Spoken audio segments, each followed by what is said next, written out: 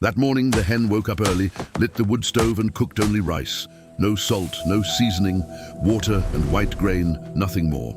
With anger, like someone fulfilling an obligation that barely deserves to be called one, she placed a plate on the ground and called the dog to eat. The dog came eagerly, but upon realizing it was only rice, his expression changed at once.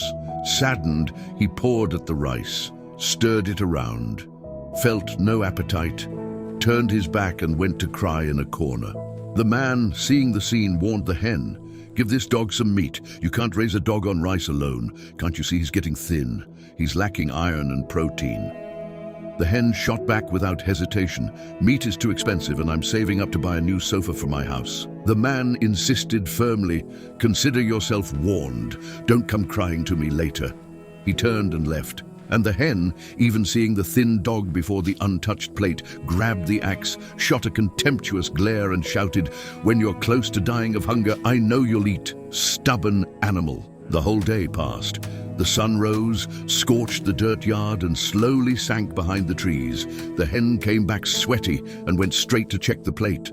The rice was exactly as she had left it, cold, dried out, with the little paw print in the middle. The dog had not touched a single grain. Indignant, she tossed it all across the yard. Within minutes, a flock of birds descended and ate everything, fighting over each grain as if it were gold. And so, a week passed. 2 weeks. An entire month of identical mornings. The stove lighting before dawn. The pot of rice with no salt, no seasoning. The plate thrown to the ground carelessly, without affection, without ceremony. The dog approaching slowly, sniffing with hope, retreating with sadness.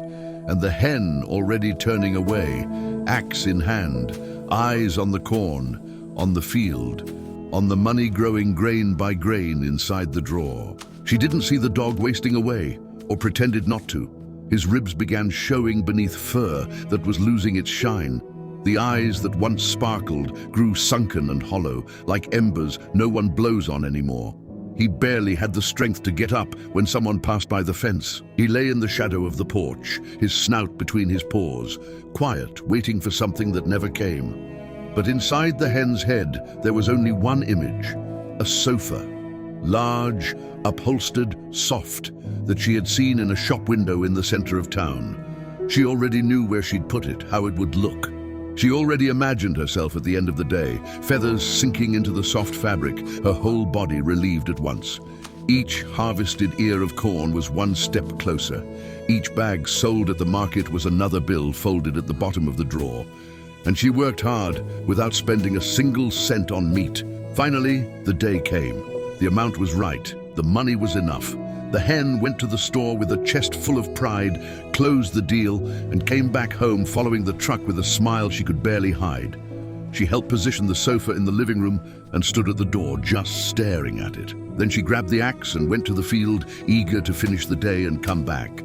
While she worked, she already imagined herself lying down, already felt the tiredness giving way to the comfort earned with so much effort. When she arrived, there was a hole in the wall. She stopped in the middle of the yard, eyes wide open. The living room wall was burst from the inside out. Chunks of plaster scattered across the floor, dust still settling in the still air. And in the place of the sofa, nothing. Just a dusty emptiness and the heavy silence of someone who arrives too late. She turned to the yard. The little dog was there, chubby, belly huge, eyes shining. Furious, she ran to the man at the fence. "Did you see what happened to my sofa? Why did it disappear? And why is my dog so chubby?" The man answered with the calm voice of someone not surprised by anything. "I saw everything. A fox came, broke through the wall and stole your sofa." The hen turned to the dog, and her voice came out loaded with all the accumulated rage. "You useless wretch! Why didn't you bark at the fox? Why didn't you bite her? Is that what I raise you for, to be friends with the thief?" She grabbed the broom and broke the handle across the dog's ribs. The animal let out a cry of pain, dodged as best he could, and ran to the farthest corner of the yard, trembling, huddled in the dark, whimpering softly with his snout buried between his paws. Night fell.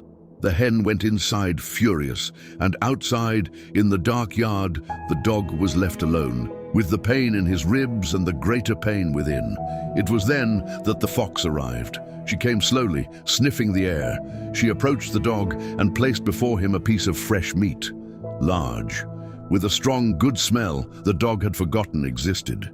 He lifted his snout, his nostrils trembled, his eyes filled with tears, and he ate.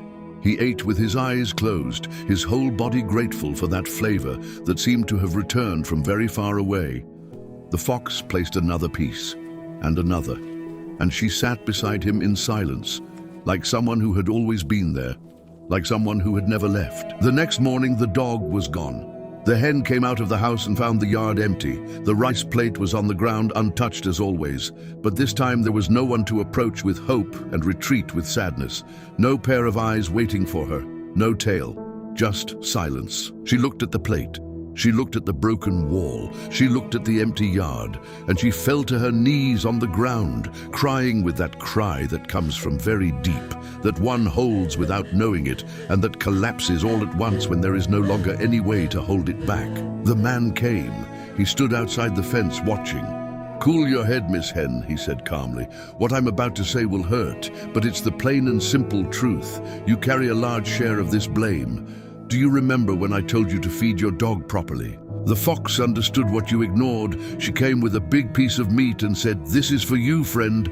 I know you're going hungry.' And the dog ate. And she came back with more meat. And so it went. They built a friendship grounded in care, in attention, in what the animal needed and what you never gave. A dog doesn't bark at a friend, Miss Hen. A dog protects whoever feeds him. A dog is loyal to whoever truly sees him." The hen stayed silent, head bowed, tears falling quietly down her face.